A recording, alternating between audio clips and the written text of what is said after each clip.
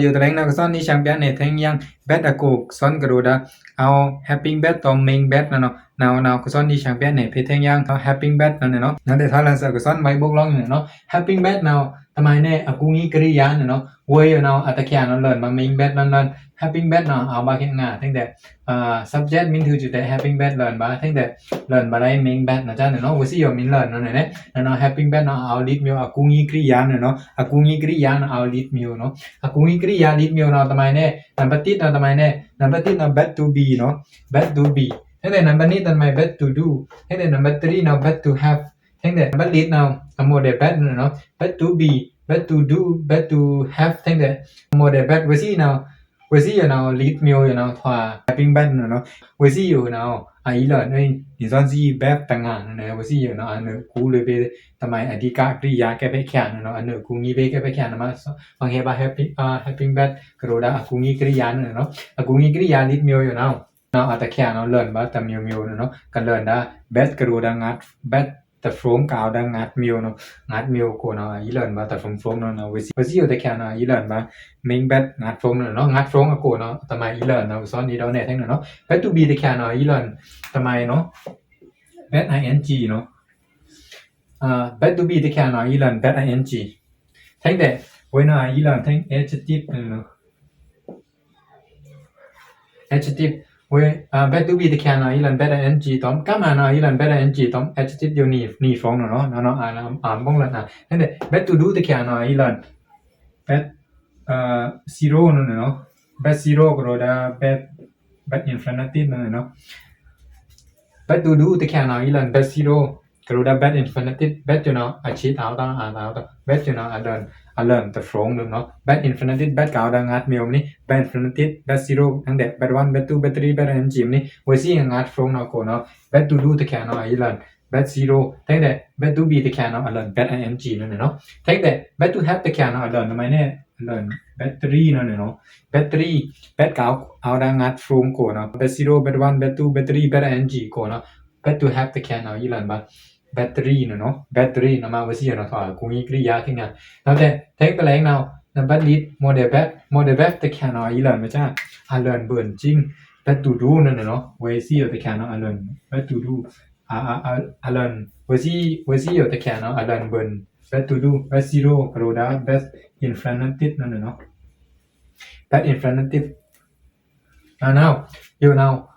happy bet อะคือคำอันนี้ว่าสิเนาะเอา lead meal you know อะคือคำอันนี้ happy bet โดด lead meal เนาะซ้อนแชมเปี้ยนในบาตะคึงอยู่เนาะตั้งแต่ก็ซ้อนนี้แชมเปี้ยนในแต่ bet to be นั่นเนาะ bet to be เนาะมาจ้าเนี่ย bet to be now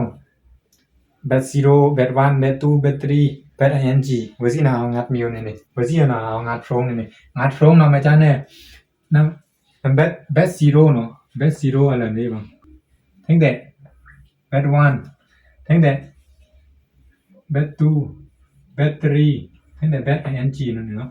bet to be เนาะเอางัดฟงจัง bet to do แกเอางัดฟงนี่ bet to have แกเอางัดฟงนี่เนาะnow bet to be bet zero เนาะ bet ทำไมแน่ bb นั่นเนาะ bb เนาะตัว bet to be bet zero นั่นเนาะตั้งแต่เว้ย bet 1เนาะทำไมแน่เว้ยเนาะ bet 1เอาส่งฟงเนาะเอาส่งฟงเนาะทำไมแน่ am ตั้งแต่ is ตั้งแต่am isเนาะถ้า will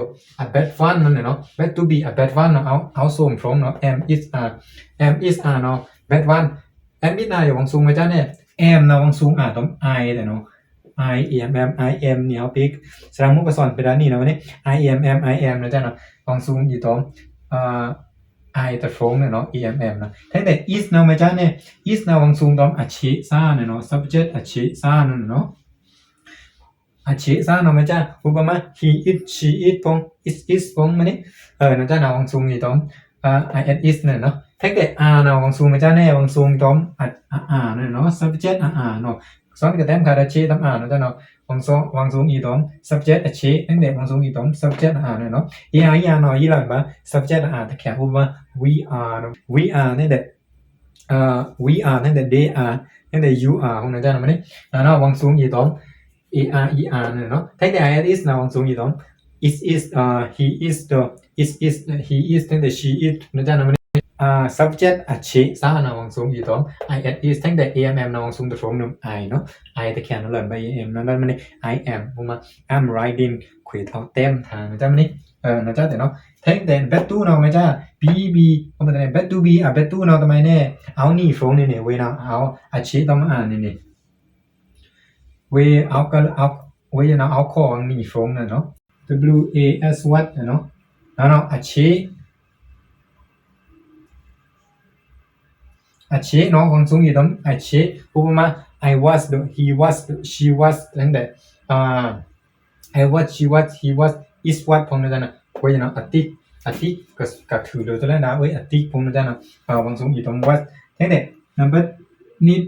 but to now w e r e where นะวังสูงมาจ้ะวังสูงอีตอมsubject จ้ะเนาะ subject จ้ะไม่ใช่ they were ทั้งแต่ we were ทั้งแต่ you were นะจ๊ะมันนี่นะวังสูงอีตอม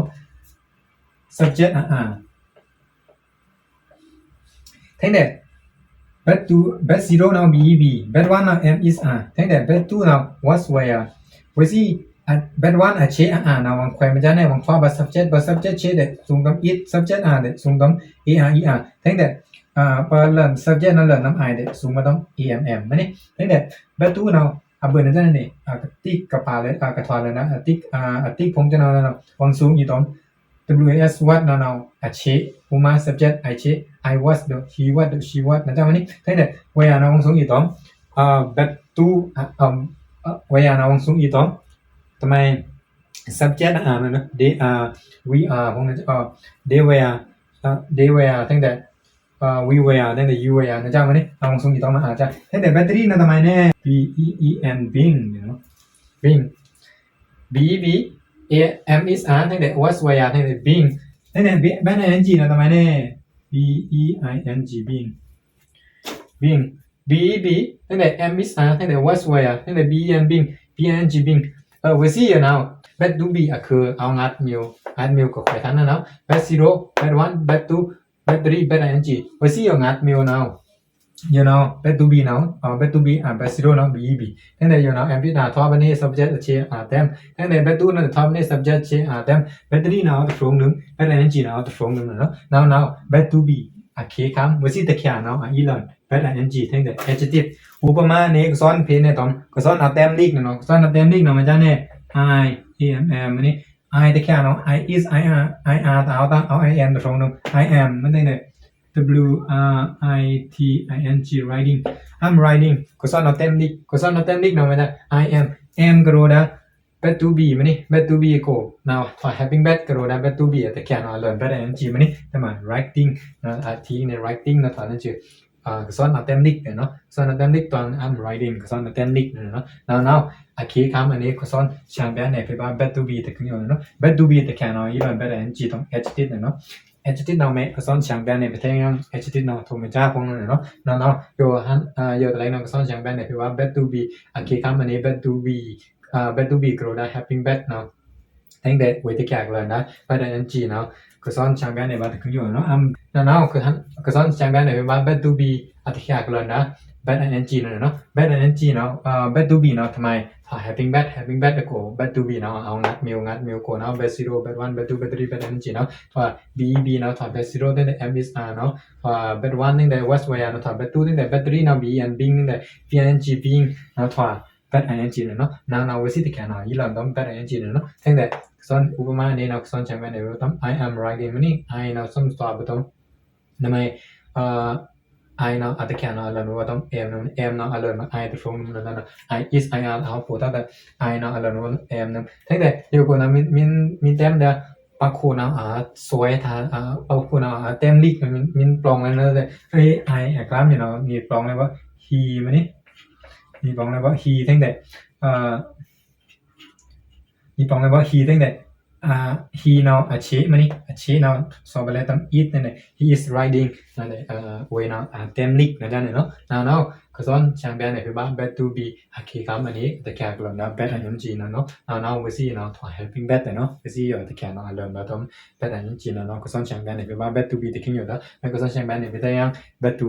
do ต้อง bet to have ทั้งหมดเลย bet นั่นแหละเนาะ we see ตะแค่เนาะเริ่มจากพวกนั้นจะเนี่ยก็สอนช่างแบบเนี่ยไปได้ยังเนาะแต่กากเอามันกลางหลุดเนาะ